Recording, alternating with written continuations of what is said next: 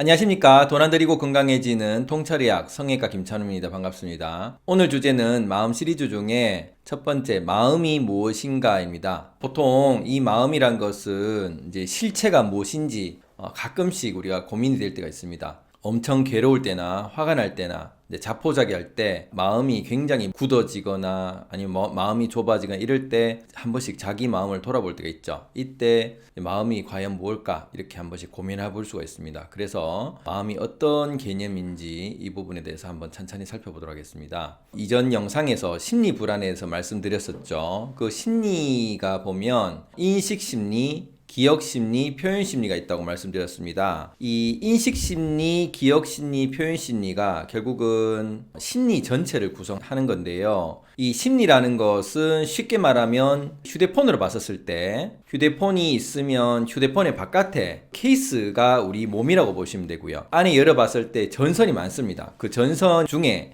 감각을 받아들이는 부분, GPS, 카메라, 블루투스 같이 수신을 받아들이는 이 부분이 인식 심리가 되는 부분이고요. 그리고 나가서 동작을 해주는 부분, 이제 이런 부분들을 표현 심리라고 하거든요. 그래서 이런 들어오는 전선 코드를 가지고 있는 걸 인식 심리, 그리고 거기서 처리하는 부분, CPU하고 같이 처리한 부분이 기억 심리, 그리고 나가는 부분이 표현 심리라고, 이 전체의 회로도의 회로 기판이 마음이라고 이제 그렇게 대충 개념을 삼으시면 되는데요.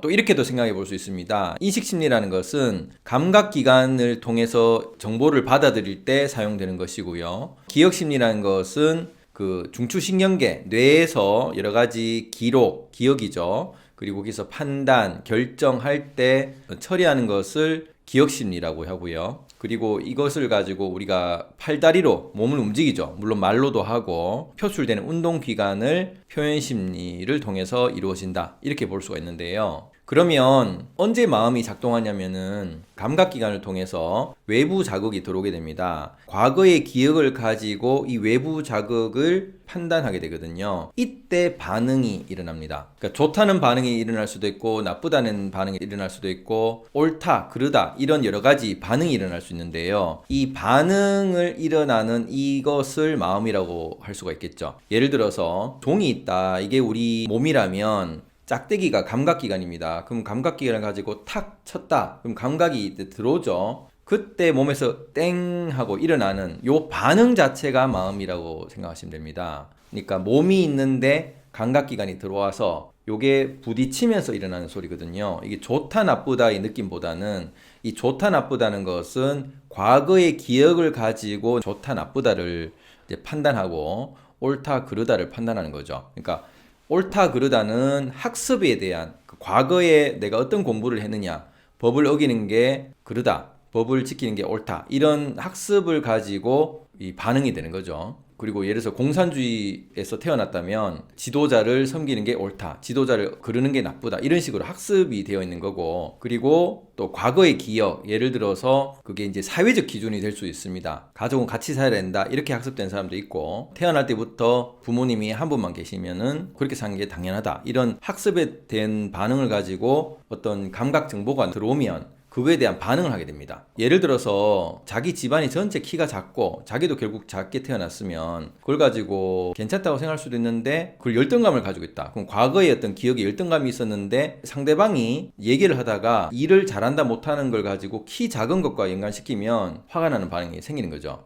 그 사람은 키가 작은 거에 대해서 별로 의식을 하진 않지만 이분은 과거에 그런 열등감이 작용을 했기 때문에 그 사람이 말한 것이 잘못됐다기보다 그 말을 받아들인 사람이 과거의 기억을 가지고 자기가 열등의식을 가지고 있었기 때문에 욱하는 성질이 나올 수가 있다. 이해를 하셨나요? 그랬을 때 화가 나는 이런 감정이 일어나는 게 되는 거죠. 이런 식으로 바깥의 정보로만 모든 것이 판단되는 것이 아니라 이 바깥에서 정보가 들어온 것이 자기의 과거 기억과 부딪혀서 일어나는 게 이제 마음의 반응이기 때문에 종이 부딪히면 종소리가 나고 북이 부딪히면 북소리가 나고 유리에 부딪히면 깨지는 소리가 나고 우리가 몸이 돌과 같이 단단하면 마음이 굳어져 있는, 그래서 더 이상 파고들 수 없는 이제 그런 식으로 돌소리가 나는 것이죠. 그런 식으로 우리가 감각기관만 무조건 좋은 게 아니라 과거의 기억이 어떠냐, 그리고 과거 기억을 가지고 지금 현재 생각이 어떠냐, 이런 것이 복합적으로 이루어져서 마음이 계속 왔다 갔다 움직이는 것이다. 그냥 생각하면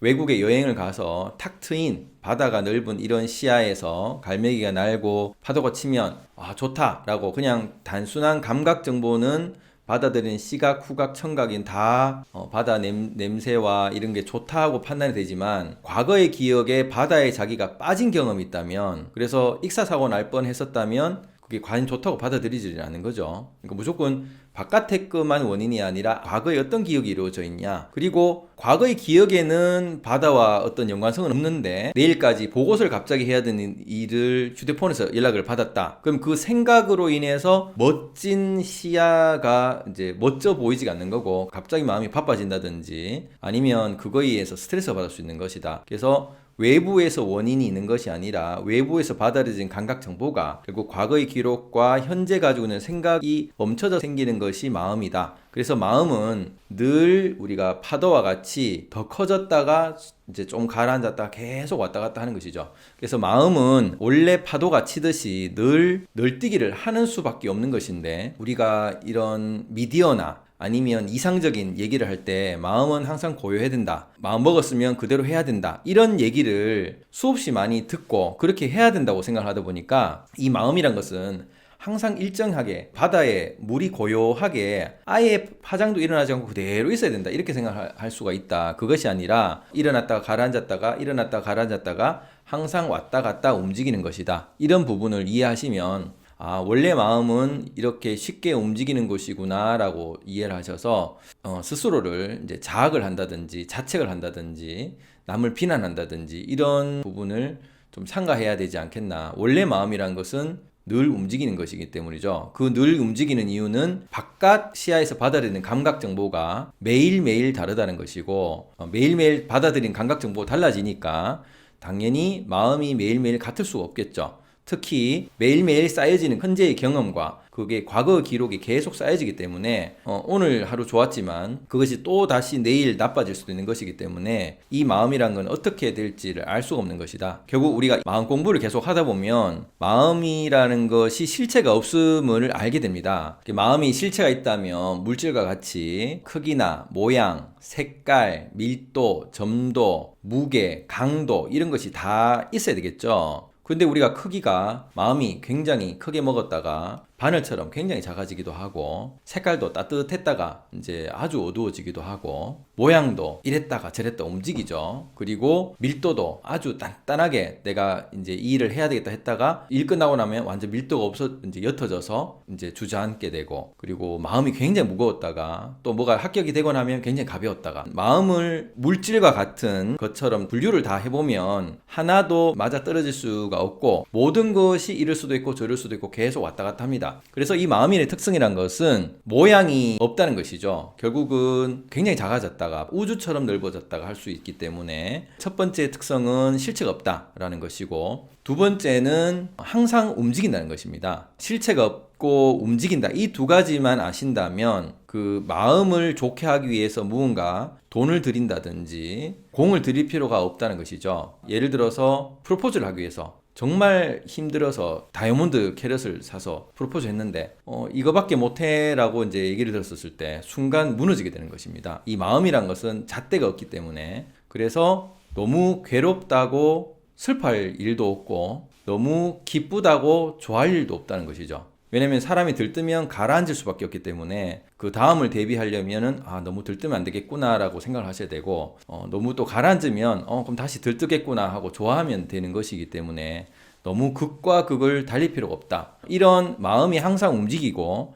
실체가 없다는 걸 생각하면 너무 거기에 목매달 필요가 없다는 것입니다. 이 마음이 무엇이라는가라는 것은 결국 실체가 없는 것을 우리가 무언가 부여잡고 있었다. 그래서 결국은 이런 집착을 하는 부분이 실체가 없는 것에 계속 의미를 부여를 하고 그거에 대해서 목매다는 이런 상황이 계속 있어 왔을 수가 있다는 것이죠. 결국은 집착할 바가 없는데 집착을 했기 때문에 우리 생각에 무지에서 일어난 것이다. 결국은 이런 집착을 하지 않으면 결국 괴로움이 생기지 않고 자꾸 바라는 바가 있었기 때문에 결국은 실망이 생기므로 이 마음이 무엇인가라는 것을 실체가 없고 항상 움직이는구나 라는 걸 생각을 하셔서 항상 내가 힘들고 무기력하고 화가 날 때는 나의 과거 기록과 현재 감각 정보가 부딪혀서 일어난 반응이기 때문에 내가 잘못 알고 있었다는 것을 알게 된다면 굳이 슬퍼할 일이 없고 굳이 화가 날 필요 없다. 그런데 우리가 그렇게 될 수 있는 것은 늘 그렇게 살아왔는 습관 때문에 그런 것이기 때문에 지금부터 이 습관을 바꿔 나가면 무기력한 것도 좋아질 수 있고 화가 난 습관도 좋아질 수 있다는 것입니다. 대신 이제 늘 습관이 돼야 되기 때문에 오래 걸릴 수 있다는 것이죠. 오늘 어떠셨습니까? 마음이 무엇일까? 보통 힘들 때 많이 고민을 하시는데 결국 들여다보면 아무것도 없다. 그리고 항상 움직이고 가만히 있지 않더라. 이것이 실체란 걸 아시고 너무 거기에 집착하지 마시고 편안히 사시기 바랍니다. 감사합니다.